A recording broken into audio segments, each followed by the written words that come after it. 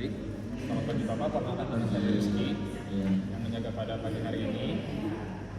Jadi Bapak terkait dengan keluhan Bapak tadi, BTW, menyiapkan penderitanya seperti ini ya. Jadi ini untuk ngobrol saja.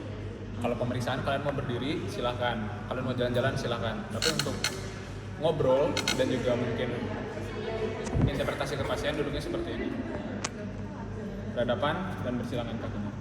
Oke, lanjut ya. Jadi Bapak terkait dengan keluhan Bapak tadi di bagian telinga gitu Pak.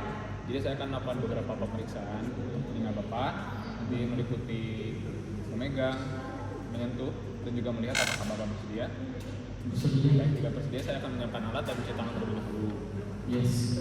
Jadi untuk alat-alat yang akan digunakan untuk telinga ya, pertama itu adalah pen light, headlamp atau senter, alat penerang.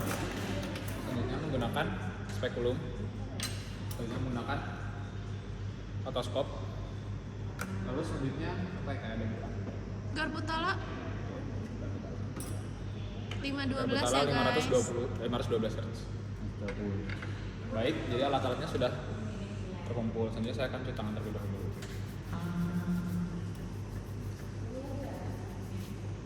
Lama banget dokternya. Baik, selanjutnya setelah cuci tangan, saya akan melakukan inspeksi. Baik, inspeksi. Jadi pertama dari bagian luar, itu bagian depannya, kiri dan kanan. Baik, telinga kiri dan kanan pasien normal, tidak ada deformitas, tidak ada tanda-tanda masing abnormal, juga simetris kiri dan kanan, juga tidak ada tanda-tanda inflamasi. Selain itu, selanjutnya saya akan inspeksi pada bagian belakangnya. Kalian jalan aja nggak usah. Sakit banget. Biasanya kiri dan kanan, presisi Bapak, di belakang bagian Kameramen belakang malas. pasien juga tidak terlihat adanya tanda-tanda yang abnormal seperti massa ataupun tanda-tanda peradangan. Selanjutnya saya akan melakukan palpasi pada telinga pasien. Permisi ya Bapak. Bagian tragus pain sama di prosesus mastoidosus. Apakah ada nyeri Bapak?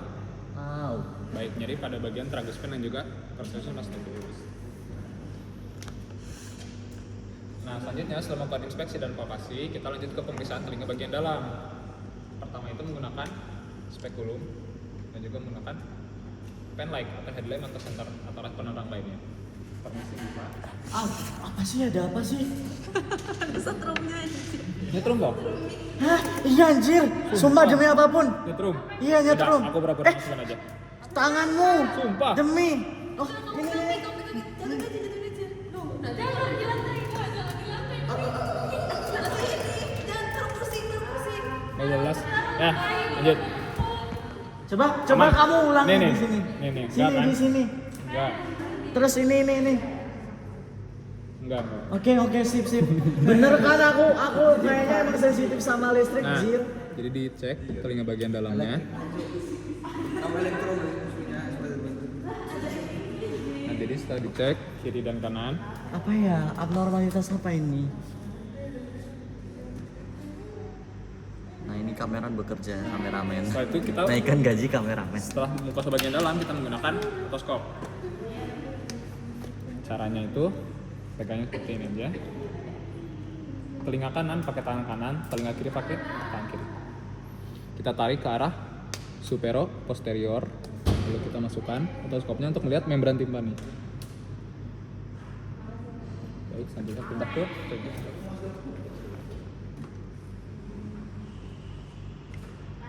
Nah, udah selesai, baru kita interpretasi pemeriksaan dari spekulum dan juga pemeriksaan dari otoskop. Dari spekulum itu melihat mukosa bagian dalam. Nah, jadi dari spekulum itu mukosa bagian dalam Bapak normal, tidak ada massa yang aneh, tidak ada tanda-tanda peradangan dan juga tidak ada discharge yang abnormal. Selanjutnya ke pemeriksaan otoskop itu membran timpani. Berarti membran timpani Bapak itu masih intact, masih normal, juga terlihat adanya cone of light. Seperti itu. Otoskop kita melakukan tes garpu tala menggunakan garpu tala. Jadi nanti ada 3 tes. Ini menggunakan garpu tala 512 Hz. Pertama itu kita akan lakukan pemeriksaan line. Bapak, jadi saya akan melakukan pemeriksaan. Nanti kalau Bapak sudah tidak dengar, tolong ngomong ya Pak. Kita dipetik, bisa di gini juga bisa. Jadi kita line dulu.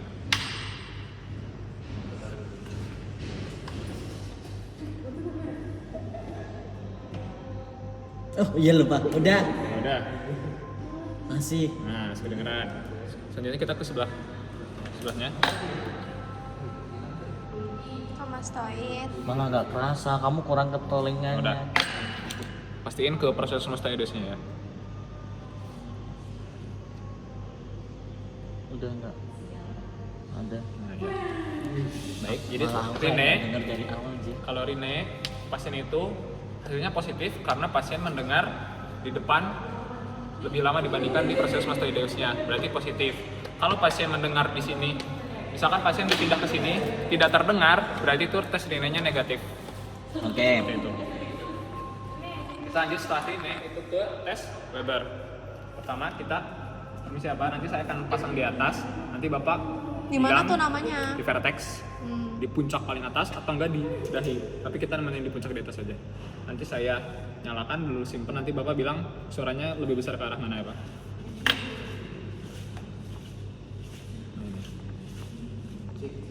Apa sih? Nggak kedengeran. Kedengeran? Coba di sini. Udah. Dahi.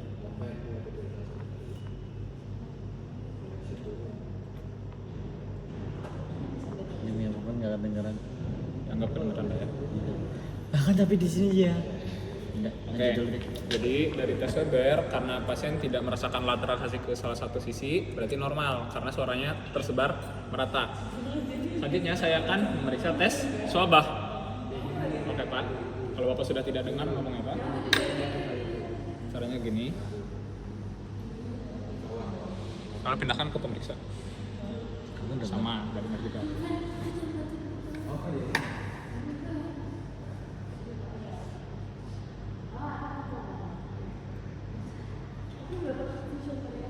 Sama, udah gak dengar aku juga. Selanjutnya kita konfirmasi, lakukan lagi tapi dengan cara dari pemeriksa ke pasien.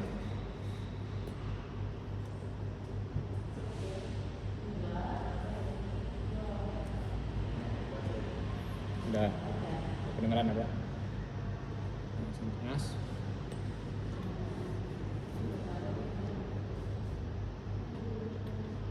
Pindahkan ke pasien. Udah gak kedengeran. Nah, jadi dari tes swabnya karena sama saling tidak mendengar berarti normal.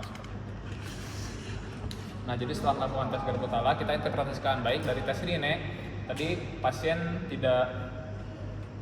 pasien positif, tes Rine positif karena pasien mendengar dengan kondisi dengan hantaran udara lebih baik daripada hantaran tulang. Selanjutnya dari tes Weber pasien tidak merasakan lateralisasi suara ke arah sisi kiri maupun sisi kanan berarti normal.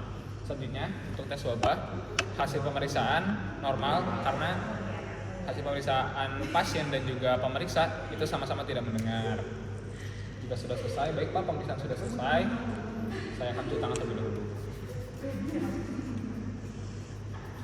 Selanjutnya kalian yang diperhatikan seluruh hasil dari awal inspeksi palpasi, terus inspeksi bagian dalam, sama tes Garputalanya ke pasien dan juga mengedukasi pasien. Sudah selesai. Berapa menit? Apa edukasinya? Edukasinya Pak, jadi terkait dengan keluhan Bapak tadi, misalkan mungkin Bapak untuk sementara waktu jangan berada di lingkungan yang kencang suaranya, gitu. Dan juga jangan lupa membersihkan telinga, gitu. Ya at least seminggu sekali misalkan seperti itu. Oke? Apakah ada yang ditanyakan? Berapa menit?